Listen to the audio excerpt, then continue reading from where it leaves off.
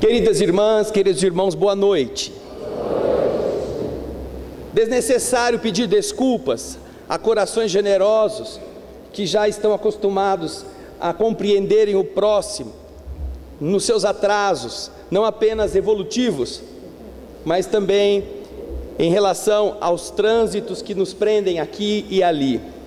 Mas ainda assim, em respeito a vocês, nós agradecemos o carinho desta casa, o carinho de todos, a paciência, para que possamos, sentindo as vibrações do mundo espiritual, meditarmos juntos a respeito das coisas importantes.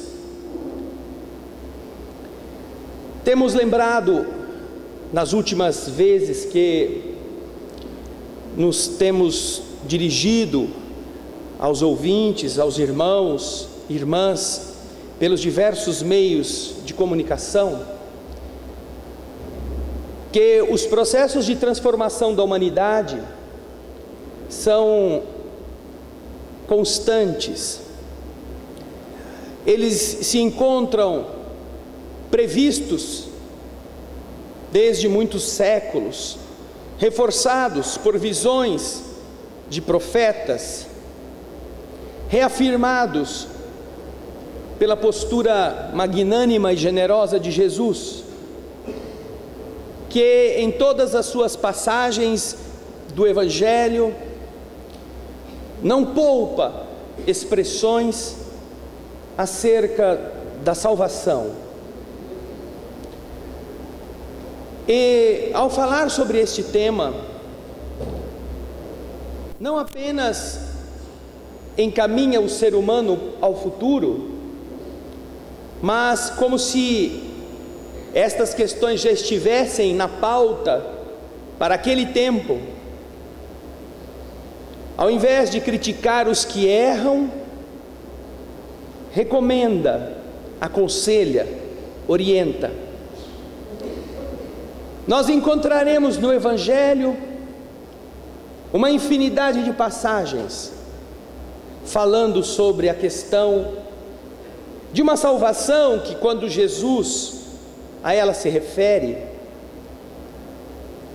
não a condiciona a algo que venha de Deus, a algo que surja do invisível para o visível, mas a apresenta como uma escolha de cada criatura da terra.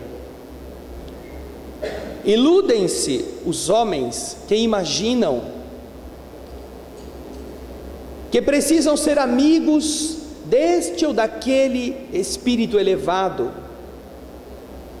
nesta ou naquela tradição religiosa, neste ou em qualquer outro culto formal ou ritualístico, e que isto será suficiente ou bastará para lhe garantir a escolha no momento em que se precisar fazê-la. Já sucessivamente repisado o tema da transformação da terra tem sido tratado pela maioria das criaturas como uma questão de igrejismo,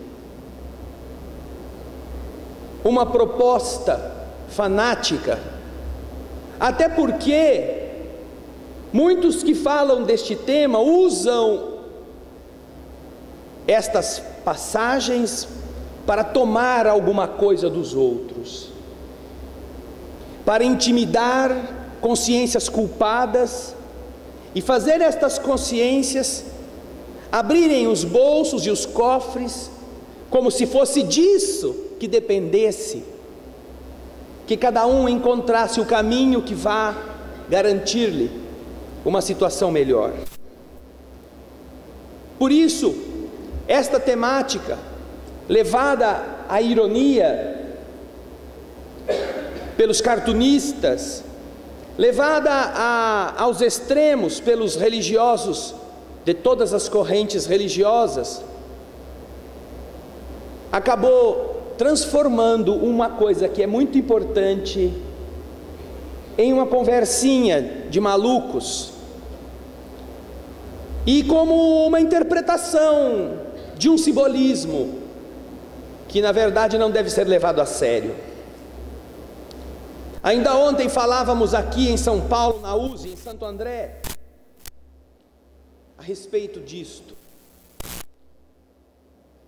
Todas as culturas antigas, todas, falam sobre este processo.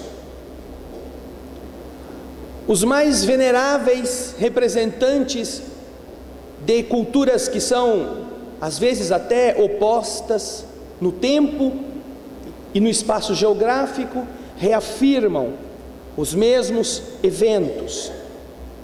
Videntes de todos os períodos relatam circunstâncias que coincidem. Jesus se refere a isto sem estabelecer uma data específica, mas sinalizando pelas circunstâncias qual o período aproximado. Nós encontramos nas profecias de São Malaquias, um santo da igreja, a referência nominal, em uma visão que teve de todos os papas da Igreja Católica, até o último. E nesta contagem, nós nos encontramos agora exatamente no penúltimo. São Malaquias estabelece e dá a cada papa uma frase em latim que o representaria nas suas características principais, ou na sua origem, de que família, de que região, de que cultura. E estabelece que o último Papa, que levaria o nome de Pedro, seria o 112º Papa.